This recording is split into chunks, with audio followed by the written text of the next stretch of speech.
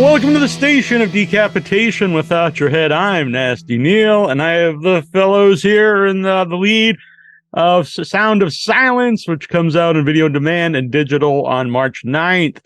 I have the lead, Penelope Sangiorgi. Hope I said that right. You did it perfectly. Alessandro Antonaci. Yes. Stefano Mandalà. And Daniel Lascar. Hi. Yeah. So first of all, for people not aware, what is Sound of Silence? Sound of Silence is a supernatural horror film. It's in the veins of The Conjuring and Insidious, and it's actually a haunted object horror movie, and it's about a cursed radio, and there it is. That's the radio. That's the one. Oh, very cool. You have it there. Yeah. Yeah. Thankfully, it's not actually haunted. It's off. The same. It's off. So in any case, it's off. And it's basically when you turn this radio on, a vintage song comes out of it, and the radio makes the ghosts appear and disappear with sound on and off. And right after you turn the radio on, actually any type of sound makes ghosts appear and disappear. So basically you will have to be very quiet and make sure that they don't listen, that they don't hear you, they can hear you, because otherwise they come and get you. And so I love to describe this movie as A Quiet Place, a perfect mix of A Quiet Place and Lights Out. So it's a ghost version of A Quiet Place and a sound version of Lights Out.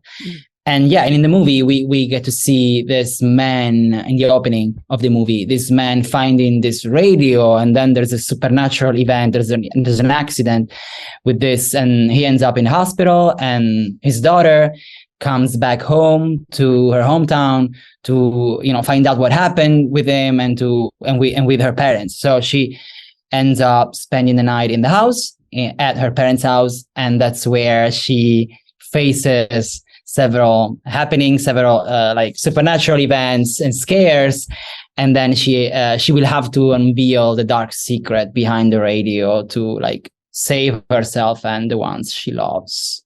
Yes. Nice. Yeah. Nice. Yeah, that It's was true. a great intro into the movie. Exactly. Yeah. So Penelope, what interested you in the character in the script? Well, when we started talking about the script, they had a really beautiful way of, because when you read the script, you sort of see just the story as it is. And then Alessandro said, and then when we finally get to the end, no spoilers, something happens by which the ghosts of the past, the women in the past, find their voice through the main character who's trying to solve the mystery of this radio. And so all three women sort of find their voice throughout the movie. And it's a way of giving them power. So the ghosts are released from their past, and the main character, who's a singer, finds her voice and can face her own life with much more confidence. And I thought that was a really interesting analogy there. Yeah. And by the way, did you do your own singing? Not in this movie. Okay. But she has a wonderful voice. Yes. All right. I can tell. All right. Yes. Just by looking. Well, I'm hearing you now. All right. And how about my video here is going insane. But how about Wow. I don't know what's going on. It's the Sound of Silence here. The ghosts are not happy here. Possessed. So what made Penelope right for you guys? What did you think she brought to the character? The character. The character. The Like character. Movie. Yeah. we No, really. we were looking for the lead actress, and it wasn't easy because we were looking for a specific type of young woman, and type of actress. And so then we ended up meeting I guess 5 Yes. actresses. All of them were great.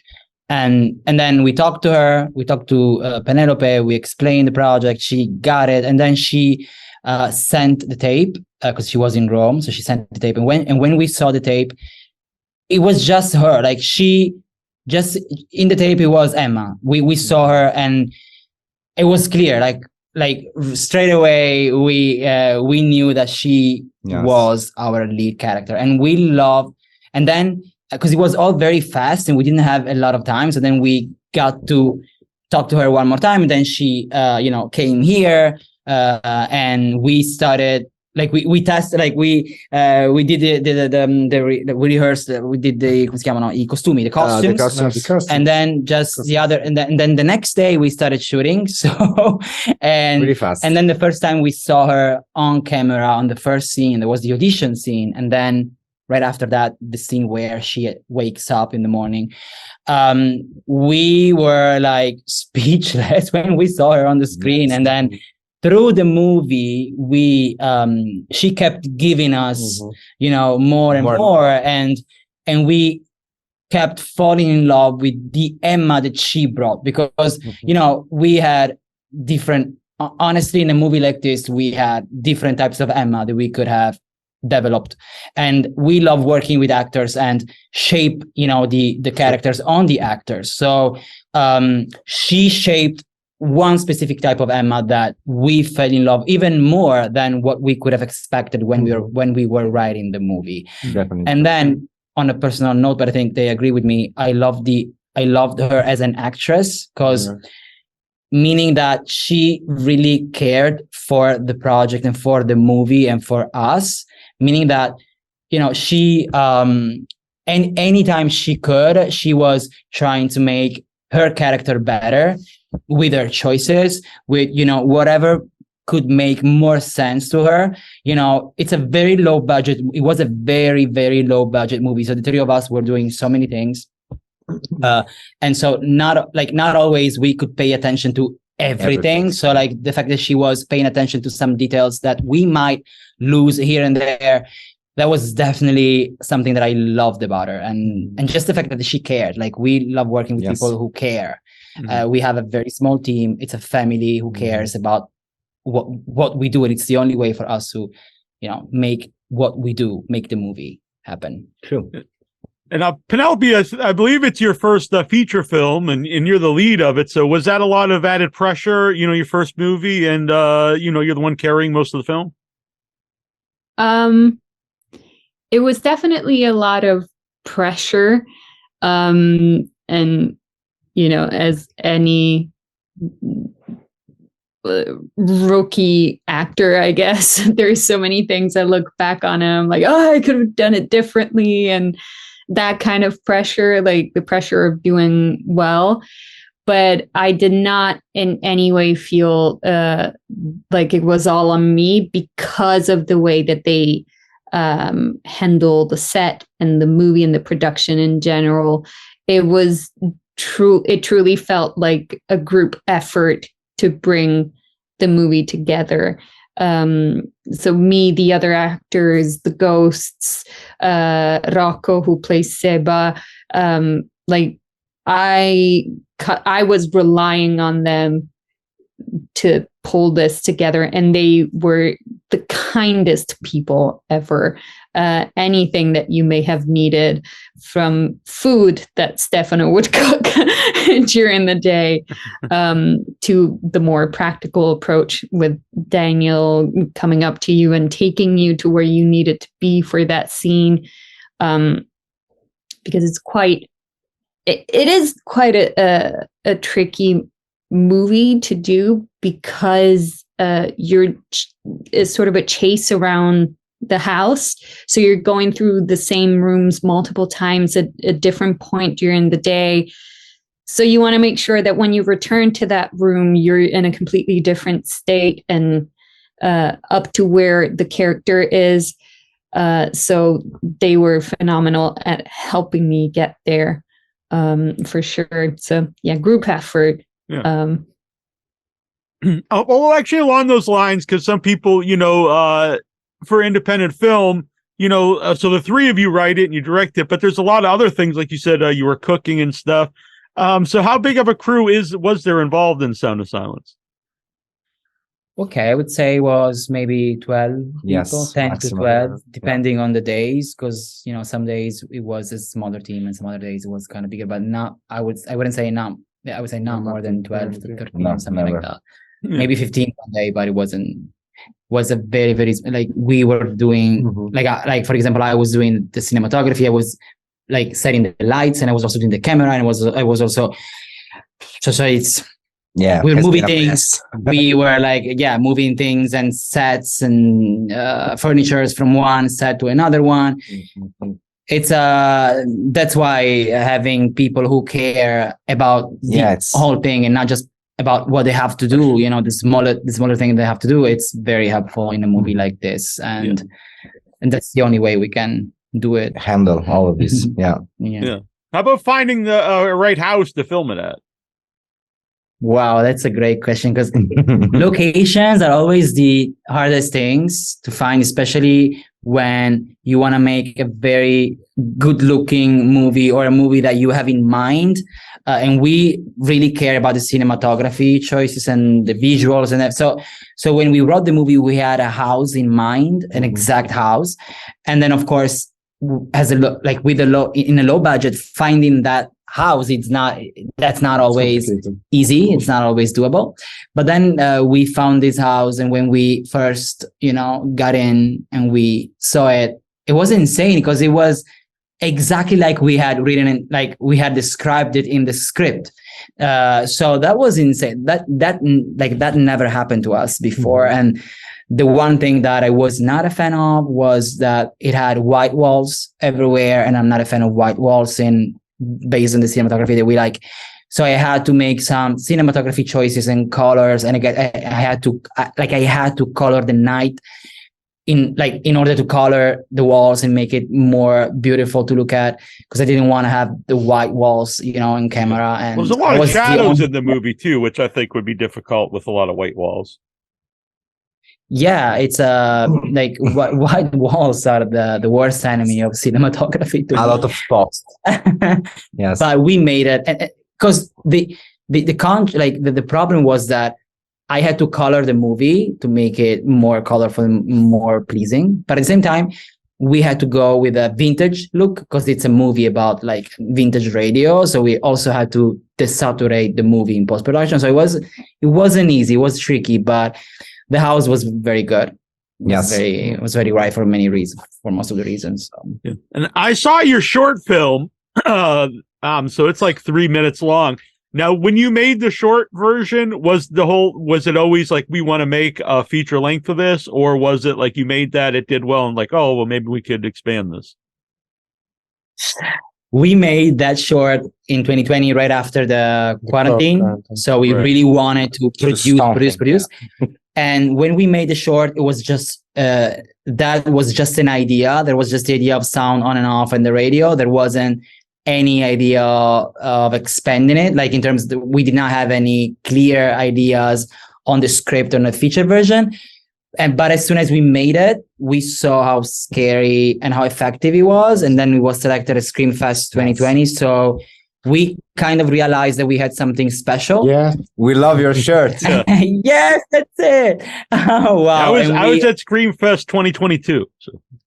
It was a great experience for us, Screamfest. That was the first year we were not there, because we were there in 2019. Did You Die in 2020? Oh, okay. No. 18, 19. 18 with You Die, 19 with The Crime Boy, and 20 with all that. Anyway, when we realized that it was like we had something special in our hands, then we decided that we were going to expand it into a feature. And that was a challenge, because expanding a short, especially a 2 minutes short, there's nothing there. It's just I believe it's scary enough, but there's nothing else. So turning that into an effective feature is not easy, especially when you don't have money. Because I've seen lots of shorts that were like expanded, and it is hard to pull off, because a lot of times the short's kind of like not a joke, but it's like one jump scare or whatever. And how do you expand that into a 90-minute feature? It doesn't always work. I know. And so we were afraid we were not Yes. making an effective enough movie, especially because the trick with the sound on and off, that's it. You know, you have to play with that through the entire movie. And we love creating, you know, inventive and creative scares, but there's not much with this, like you're stuck with sound. So there's not many more things that you can do with that, especially when you don't have enough money to maybe, you know, exaggerate. Go outside. But yeah, but at the same time, we had other projects that we could produce, you know, other than Sound of Silence. But Sound of Silence had a very strong concept hook with the sound. But at the same time, it was more easily easier to execute. So we thought it was the low budget version that we could make out of Sound of Silence was going to be the best one among all the other projects, and effective enough as a first T3 English movie. So that's why we picked that one. And Penelope, so for which is harder as an actor, the scenes with dialogue or scenes where there is no dialogue for the silent scenes? Because I assume that's mostly physical acting. Definitely the scenes without dialogue. Mostly because, you know, it's not just about being scared, generic scared. Right. It's every scene is a specific level of fear and or anxiety, or you know, maybe just wariness, just like an odd feeling. Like it's such a large spectrum, and it's really hard to fine tune the very different shades of the spectrum for every single scene. And so whenever I could get any help, either from Daniel, who would just get me in the zone and recapping where we were, or because it doesn't have many special effects in terms of CGI. Every sort of jump scare was created on set by the actors, by the people in the crew, the objects, light, everything. That was really helpful for me because it gave me something to go off of, rather than have to completely come up with it myself. So I was really grateful for that. And I think it's, in a way, I mean, every movie, it's its own thing, but it's wildly effective in this movie to have such material things. Yeah. And I also think if you're watching something and there's not a lot of sound going on, you're paying more attention. And then so when something happens, it's more startling for the audience. Yeah. And how about the radio itself? Now, did you just see an old radio and be like, hey, this is kind of creepy? Or did you come up with the idea and then had to go seek out a creepy radio? The process was, first came the idea of sound on and off. And so in the short, you see the lead playing with the music, like music in a earbuds, and then in a earpods, and then there's the scare. So that was the main idea, having the first idea, having something connecting with you sound through sound, and then appearing with sound on and off. And then he loves buying things, like vintage things, and he loves building stuff. So one day he came here to the studio with the radio, and I said, whoa, so we could, we were getting ready to shoot a short. So we said, maybe we could use the radio and connect, you know, this like sound trick to an old radio, and having, you know, vintage music and a vintage ghost, you know, and going there instead of going somewhere else. And so that's why, we got there. And then it was, so when we were writing the script, of course, we kept the radio, we kept the idea of the radio, the vintage radio from the 40s. So when we were writing the backstory and the mythology behind the radio, we were glad that we could, you know, make this movie not just a commercial movie like we really wanted to do, but also somehow more of a meaningful movie by telling a backstory about women abuse, women empowerment, women violence. So we were very glad that we could go there, and this concept in the old radio really helped us get in there very easily. We never forced it into the movie. It just came naturally. It just fit naturally, and we were very glad with that. Yeah, about that. Penelope, you brought him up earlier, and they just brought him up. How about your other female stars for that scene? We won't spoil too much about it, but working with them, that's a very powerful scene in the movie. They were absolutely fantastic.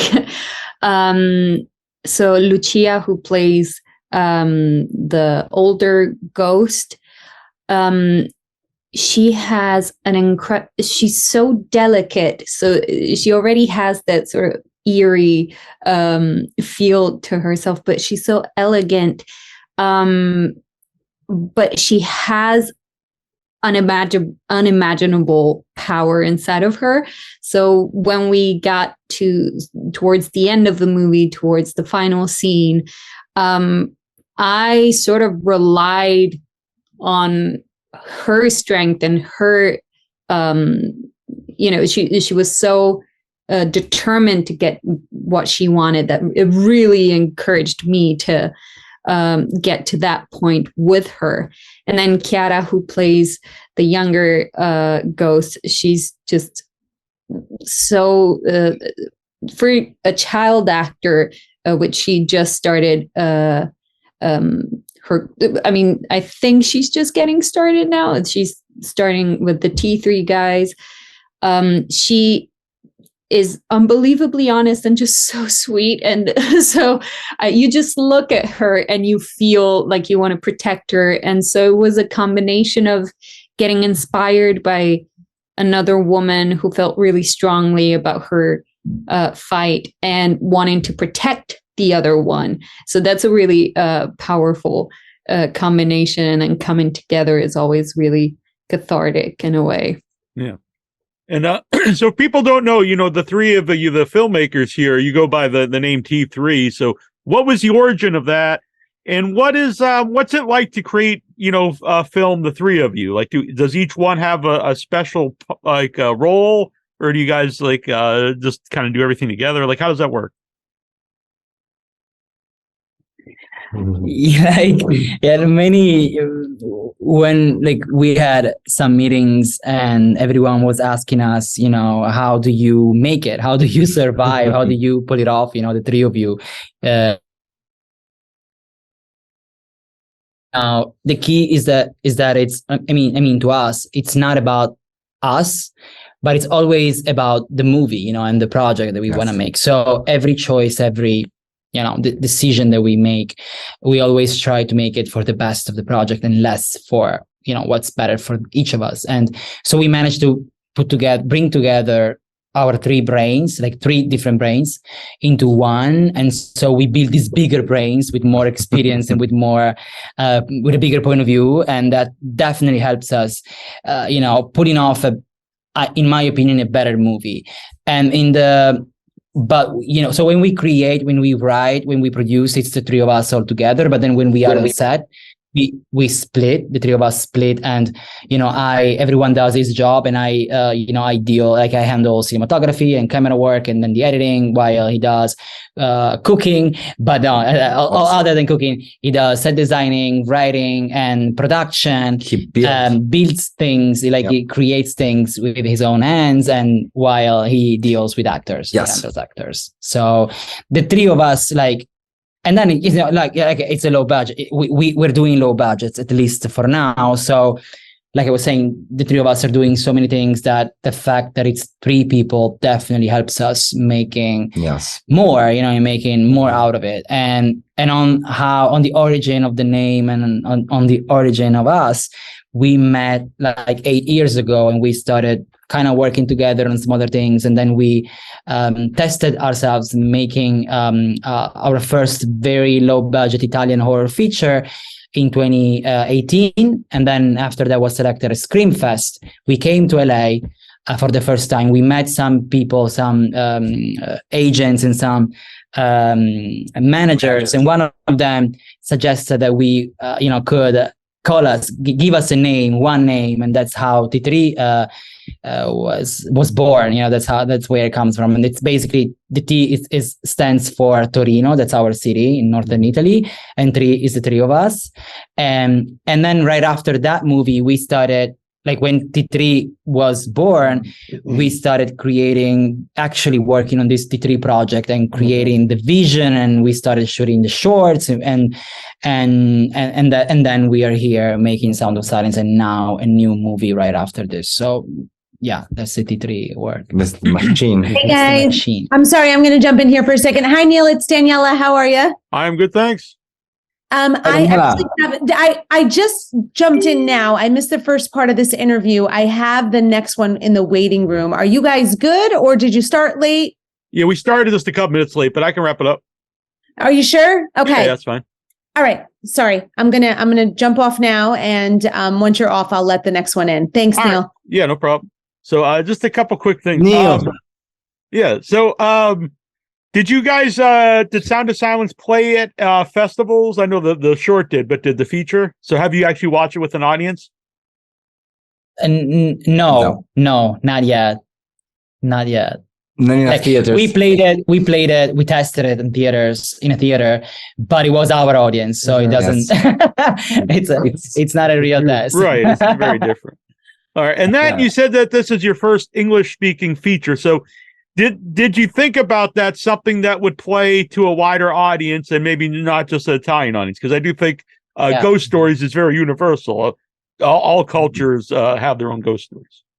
Yes, that's how we work. Every time we try to put together a new project, we always, like, we love making commercial and big, like, sellable movies. So one of the first things that we do is putting together a poster test and see how effective it is. And we also did this with the short and with like more tests with Sound of Silence, and we knew that it was gonna be commercial enough to be. Hopefully, of course, in our opinion, it was going to be interesting enough for a wider audience. Yes, definitely. Yes. Very cool. I really enjoyed Sound of Silence. It'll be out on video. Thank you so much, Neal. Was that, sorry?